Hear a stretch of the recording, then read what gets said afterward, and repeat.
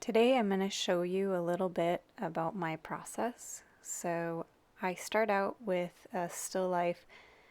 I set up here a horse on a yellow background, and then I'm going to start off my painting by making a drawing. And what this does is it helps me look at the areas of shadow and light within my painting. So this is my completed drawing. I started out with a really gestural sketch and refined it as I went. And then for this one, I added value just for fun. Sometimes I don't add value, sometimes I do, sometimes I just rough it in. It doesn't need to be a fully rendered drawing. It could just be a line drawing with some idea of where the value is going to be. And I do this so that when I work on my painting, I don't have to have a bunch of erased pencil lines all over the painting because it can actually damage the surface of the painting, and I tend to rework things quite a bit before I finalize them.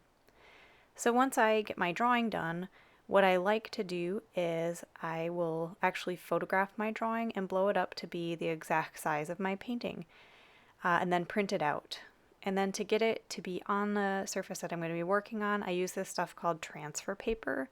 And what transfer paper is it's this material that coats the sheet of paper. You can see it's that black sheet that I have right in the middle. And I face it down underneath my drawing so that when I use a pencil to trace over my drawing that I've already made, it'll press that material onto the paper. And this stuff is wax free, so it doesn't repel paint in any way, and it's almost like a pencil.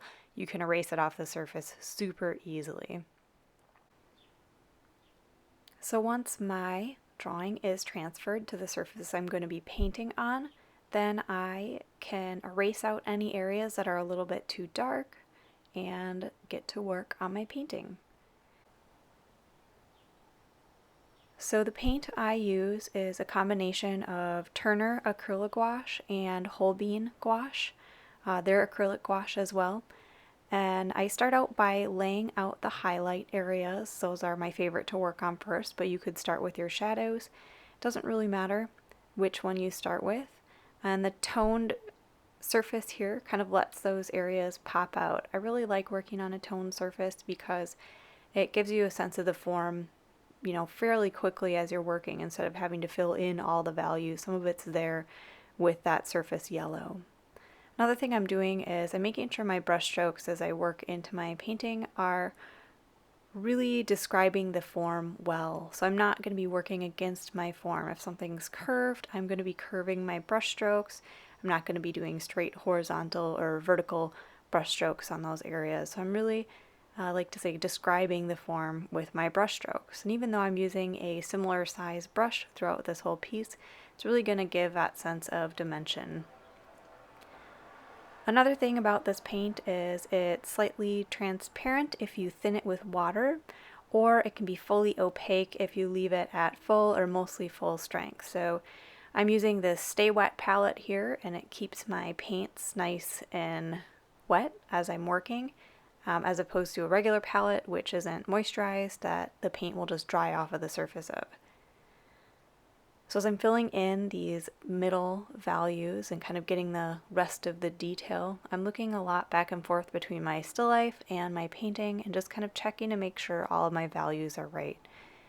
Sometimes that last little bit of work can be the hardest bit and take the longest time because you have to go back and forth and look between your still life, which you're painting from, and your painting.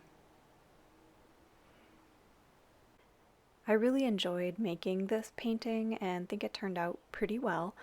I especially liked working on the toned surface, which I painted with a thin layer of acrylic gouache before I started and let it fully dry before I went in to work on it. I like the paper because you can really see the sharpness of the brush strokes as opposed to something like canvas, which can really overtake some of those little brush strokes. So I think it turned out really well on this paper. Thanks so much for watching and following along with my work.